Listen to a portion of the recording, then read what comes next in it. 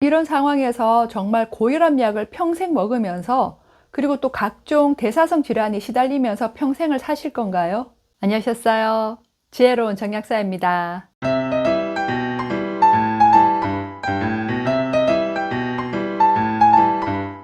혈압약에는 고혈압 치료제라고 이름이 적혀 있어요. 치료제라고 하면 약을 일정 기간 먹고 혈압이 내려가면 더 이상 약을 안 먹어도 혈압이 정상이 돼야 하는데요. 약을 먹으면 혈압이 내려갔다가 안 먹으면 다시 올라오죠. 이것은 고혈압 치료제가 아니라 혈압 조절제 또는 혈압 강화제라고 해야 맞지 않을까요? 그리고 고혈압 약은 평생 먹어야 된다는 말은 결국 혈압은 치료가 되는 것이 아니라 평생 관리를 해야 한다는 뜻이죠. 혈압은 120에 80이라는 절대 수치를 놓고 나이에 상관없이 모든 사람들을 여기에 맞춥니다. 하지만 나이가 들면 혈압이 조금씩 올라가는 것이 정상이고요. 또 몸의 순환과 대사 기능이 제대로 이루어지면 자연스럽게 정상이 됩니다. 그리고 혈압은 하루에도 수십 번 달라지고요. 기온이나 날씨에 따라서도 달라지죠. 고혈압은 우리 몸이 보내는 경고 신호입니다.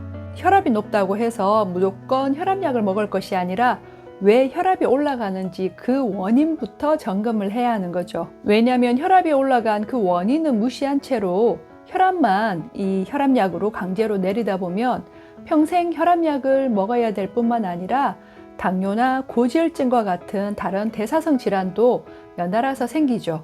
그래서 갈수록 약이 늘어나고요. 몸은 더 망가지게 됩니다. 혈압을 올라가게 한 그 원인이 당뇨나 고지혈증과 같은 이런 대사성 질환의 원인이기도 하기 때문이에요. 오늘은 고혈압을 보는 저의 개인적인 의견이라서 병원에서 안내하는 그런 고혈압 치료와는 약간 내용이 상반되어서 조금 다소 혼란스러울 수도 있을 거예요. 혈압약은 나쁜 거니까 무조건 먹으면 안 된다는 그런 의미가 아니고요.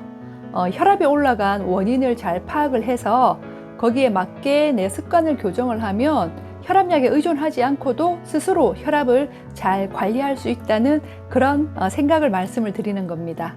최근에 고혈압 진단을 받고 막 약을 드시기 시작하신 분들이나 아니면 혈압약을 먹어야 될지 말아야 될지 고민이신 분들이라면 이 영상을 통해서 혈압약에 의존하지 않고 스스로 혈압을 관리할 수 있도록 방향을 한번 잡아보시고요. 오랫동안 고혈압 약을 드셔오신 분들이라면 약을 더 늘리지 않고요. 부작용 없이 잘 관리할 수 있는 방향으로 초점을 잡아보시면 도움이 되실 듯 합니다. 혈압은 왜 올라갈까요? 정답은 살기 위해서 올라갑니다. 우리 몸에서 나타나는 모든 반응은 나의 생존과 관련이 있다고 늘 말씀을 드리는데요. 혈압은 이 심장보다 더 높이 있는 이 뇌로 혈액을 보내기 위해 나타나는 생존 반응입니다. 그래서 심장에서 뇌까지 길이가 3m가 되는 길이는 혈압이 260에 160으로 사람보다 2배 정도가 높아요. 뇌의 무게는 체중의 2% 정도밖에 안 되지만 그 사용하는 에너지는 전체 에너지의 20% 이상을 씁니다. 뇌는 우리 몸의 사령탑이라서 어떤 상황이 생기더라도 뇌로 혈액을 보내야 되기 때문에 혈압이 생기는 거예요. 그래서 혈압이 있어야 살 수가 있는 건데요. 그러면 혈압이 정상보다 높아지는 이유는 뭘까요? 혈압 관리의 핵심은 혈액량, 그리고 혈액의 건강성, 그리고 혈관의 탄력성입니다. 나이가 들수록 혈액을 생성하는 능력은 떨어지니까 혈액이 부족하게 되고요. 이 부족한 혈액을 뇌로 보내기 위해서 혈압을 올리게 되죠. 그리고 고지혈증이나 당뇨, 비만, 잘못된 식습관 또는 운동 부족으로 인해서 혈액에 찌꺼기나 염증 물질이 많이 쌓이게 되고 이런 물질들이 혈관벽에 침착하면서 혈관을 딱딱하고 두껍게 만듭니다. 또 혈관도 근육이기 때문에 나이가 들면 이 근육이 굳어지고 빠지듯이 이 혈관의 탄력성도 떨어집니다. 이렇게 혈관이 탄력성이 떨어져서 혈관이 좁아지고 딱딱해지면 혈액순환이 잘 안 돼서 전신으로 혈액을 보낼 수가 없기 때문에 혈압을 올려서라도 혈액을 보내려고 애를 쓰게 되면서 고혈압이 되는 거죠. 이런 상황에서 혈압약을 먹고 강제로 혈압을 내려버리면 어떻게 될까요?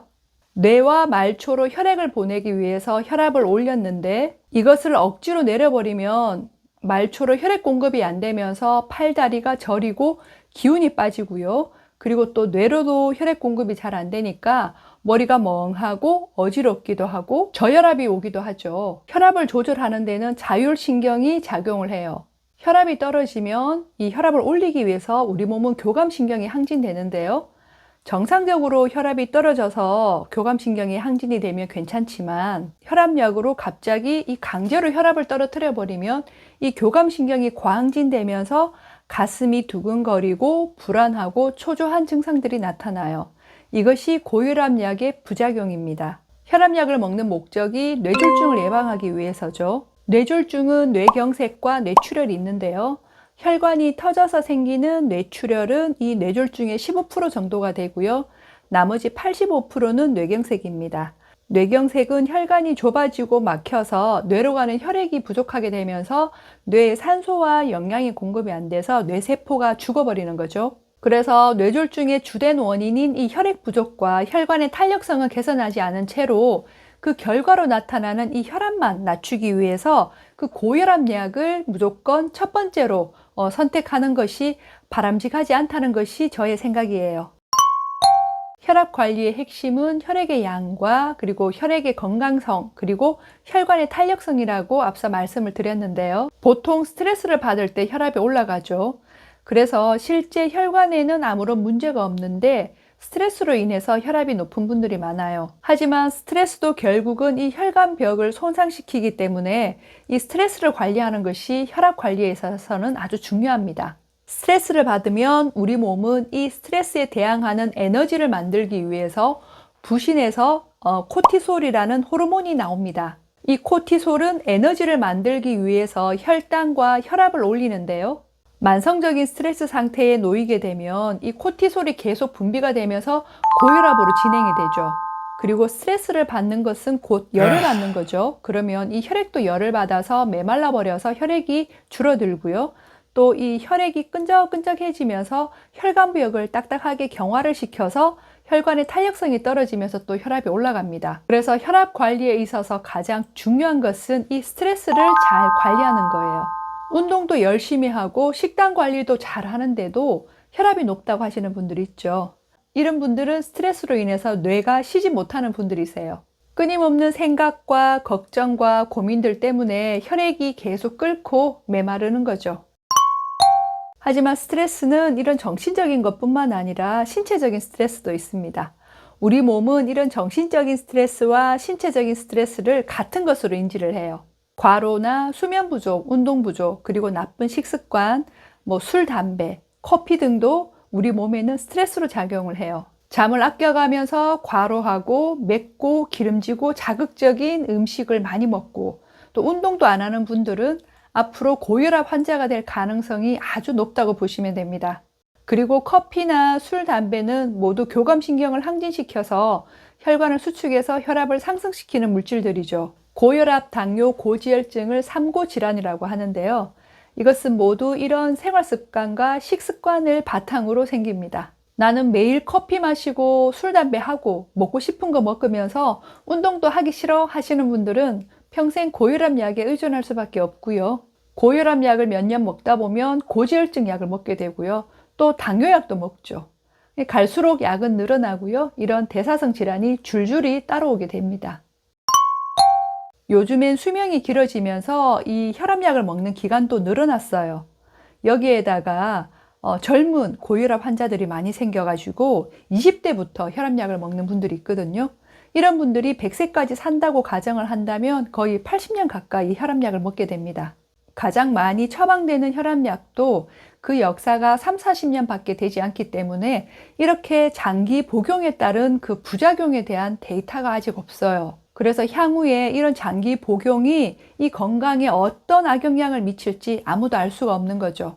이런 상황에서 정말 고혈압약을 평생 먹으면서 그리고 또 각종 대사성 질환에 시달리면서 평생을 사실 건가요? 아니면 이런 생활 습관을 잘 관리해서 약에 의존하지 않고 스스로 혈압을 관리하면서 건강한 노후를 보내실 건가요?